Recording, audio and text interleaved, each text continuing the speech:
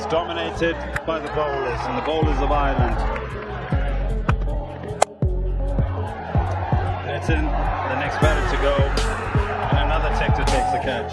Markadere back in the side, he picks up his second wicket. দেখেন যেহেতু এটা team game, আমার ওপরে তো এই মুহূর্তে খেলার মতো আসলে কোনো জায়গা নেই।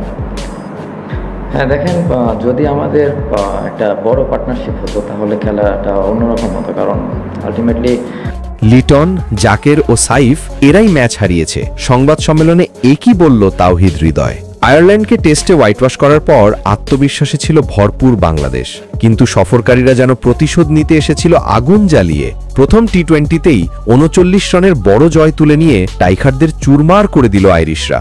১৮২ রানের লক্ষ্য, কিন্তু শুরুতেই ব্যাটিং ধস। বৃহস্পতিবার ২৭ নভেম্বর আইরিশদের দেওয়া ১৮২ রানের টার্গেট তাড়া করতে নেমেই ব্যাটিং ব্যর্থতার চরম চিত্র দেখল বাংলাদেশ দল। এক ঝলকে টপ অর্ডারের পতন। তানজিদ তামিম ৫ বলে ২ রান করেছে, লিটন দাস ৩ বলে ১ রান করেছে, সাইফ হাসান করছে ১৩ বলে ৬। মাত্র ৫ রানের মধ্যেই পড়ে যায় ৩ উইকেট, আর এরপর দল পুরোপুরি চাপের কাছে নতি স্বীকার করে। বাংলাদেশ ২০ ওভারের ৯ উইকেটে ১৪২ এবং তাতে ৩৯ রানের স্পষ্ট পরাজয়।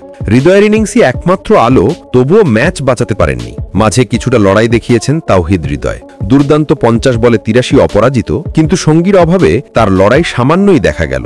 জাকের ১৬ বলে ২০ রানে ক্যাচ, নিচের সারির কেউই দাঁড়াতে পারেনি।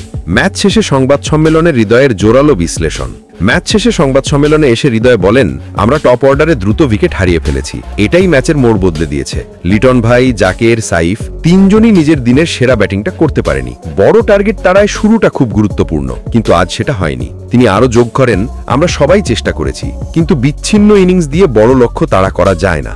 দায়িত্বশীল ব্যাটিং দরকার ছিল, আজ সেটা হয়নি। তার কণ্ঠে ছিল হতাশা, কিন্তু স্পষ্টতা ও বাস্তব বিশ্লেষণ।